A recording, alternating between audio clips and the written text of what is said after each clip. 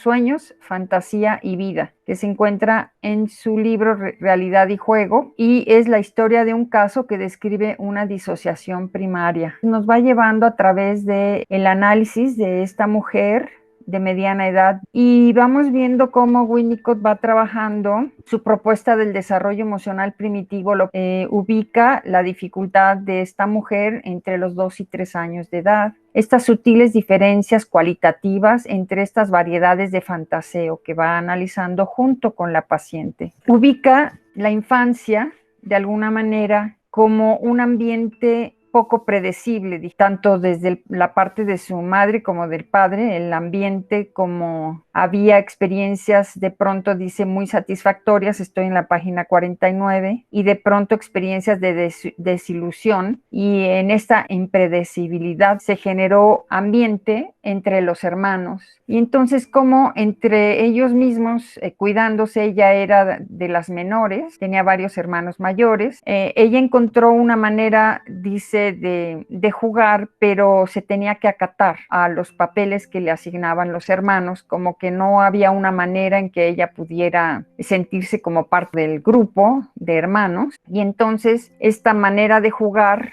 en lo esencial, dice, ella se encontraba como persona, dijéramos, ausente. Y desde ahí, de todo este planteamiento de este ambiente, y recordamos entonces que Winnicott le va a dar importancia a esta complejidad, ¿no?, entre lo biológico, también lo que ocurre emocionalmente y lo que ocurre en los ambientes. Entonces dice que se encontraba todo el tiempo dedicada a fantasear. Cómo esto ya quedó como una manera de, en su personalidad como adulta, y lo equipara, lo equivale a una cura de succionarse el pulgar, que eran como actividades que ella dedicaba gran parte del tiempo, que ubicaba como inútiles, y eran juegos obsesivos y que sentía aburridos. También fumaba compulsivamente. Entonces, parte de su vida funcionaba, ella tenía, si ponemos el self profesional, ella trabajaba, funcionaba, tenía sus amigos que esperaban de ella, ¿no?, que no se le fuera el tren. Era una gente, ¿no?, que se movía socialmente, pero en esta parte de su vida, de su self privado, había estos equivalentes de succionarse, de curas por succionarse el pulgar, es esta manera de escisión, de organización del yo, dice Winnicott. Y entonces va trabajando durante el análisis esta construcción de esta infancia que propone Winnicott al inicio, y después va planteando lo de los sueños. Y vamos a ir viendo cómo en la fantasía sucede todo y a la vez no sucede nada. En el primer sueño, durante la descripción del análisis, ella aparece en el primer sueño, aunque Winnicott relata primero el segundo sueño. En el primero ella aparece con un resentimiento hacia su madre, quien la había privado de sus propios hijos. Ya en el segundo sueño se encuentra en el sueño comprometida con un zoquete, que le llama, y detrás de esa palabra zoquete se encontraba que era el padre de su hijo de 10 años, que en realidad ella no tenía hijos, y detrás de la palabra zoquete se encontraba que era hijo de su propio padre. Entonces ahí surge, en el primer sueño no había habido, en este sueño no había habido sentimiento, pero después apareció el odio hacia la madre, por una parte por haberla privado de los hijos, y por la otra porque estaba próxima a ser asesinada, puesto que el hijo era del propio padre. Cómo va surgiendo el sentimiento, va surgiendo el odio, y cómo durante el análisis, vía la transferencia, se va haciendo uso de este odio y de estos sentimientos y de la ira. En este proceso de transición, en el análisis van surgiendo estos sentimientos de ira, de odio, porque parte del planteamiento que vamos viendo Winnicott es la rigidez. Hay una rigidez en el funcionamiento del aparato psíquico, a diferencia de una flexibilidad. El bebé nace y hay una disociación esencial entre estar dormido y estar despierto, y entre estar tenso y estar relajado, pero gracias al sostén de la madre es que se puede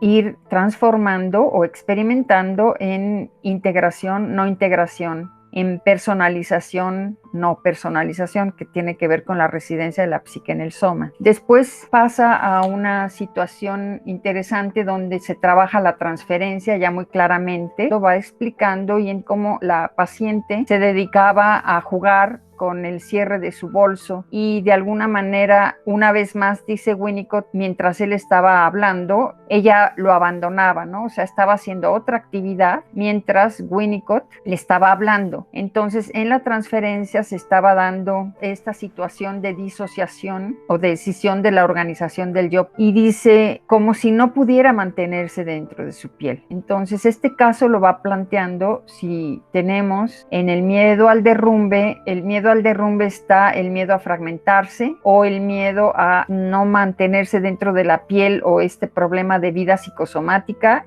y la otra sería de desorientación. Después, y llega una sesión en la que ella llega con un vestido hecha por ella para el trabajo y para ir a la sesión con Winnicott, y en esa sesión se duerme. Muy interesante que se queda dormida con el vestido que ella misma se hizo, ¿no?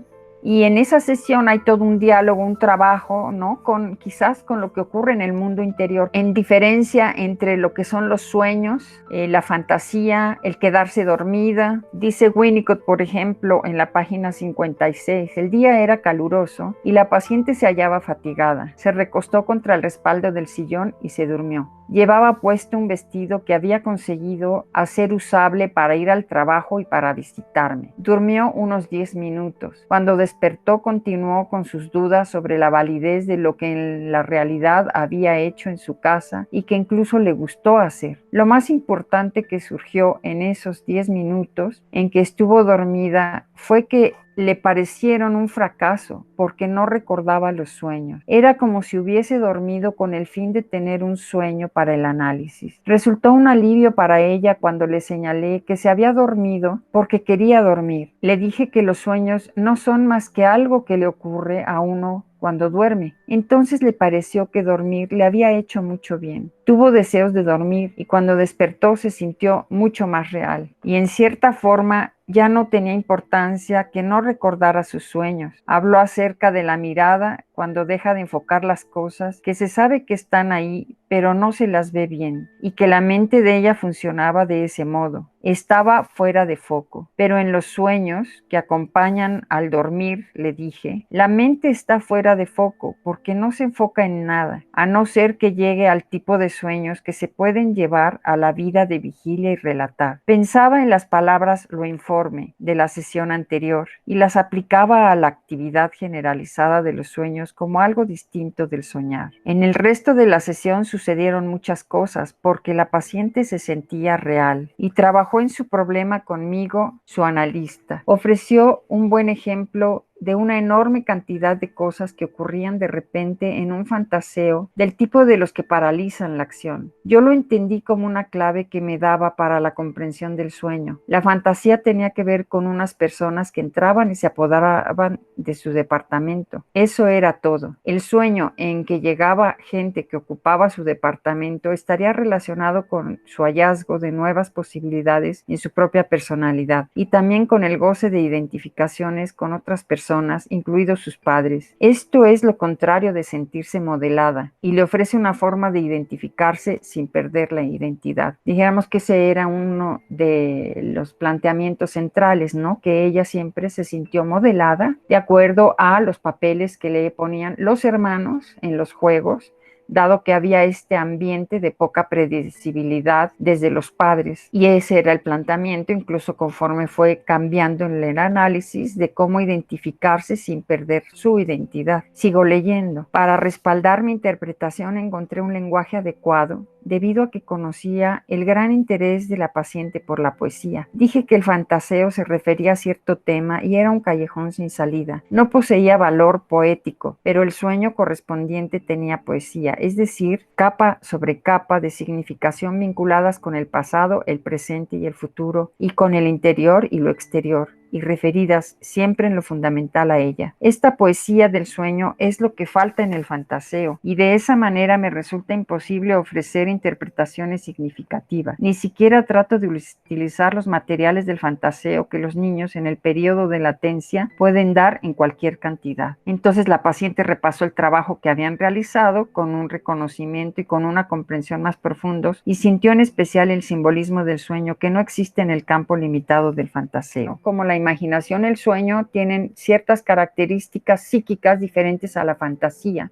Ella viene a la sesión con el vestido que ajustó para ella le hizo los ajustes y justo en esa sesión se duerme, ¿no? Muy interesante. Entonces ya va haciendo ella su propio corte de su propio vestido, en la medida en que se juega su informe, eso fuera de foco, eso que sueña y no tiene que relatárselo a Winnicott para ajustar al corte del vestido de Winnicott, ¿no? Del analista. Es como la identificación primaria de la madre, se da aquí también una identificación primaria del analista con la paciente, ¿no? En estos diálogos, de estas minuciosidades o estos movimientos de cualidad que él dice, ¿no? De las emociones, incluso cómo va surgiendo un sentimiento de odio y luego de ira. Luego, muchas gracias, les agradezco por su participación y por acompañar en este proceso. Gracias, nos vemos el próximo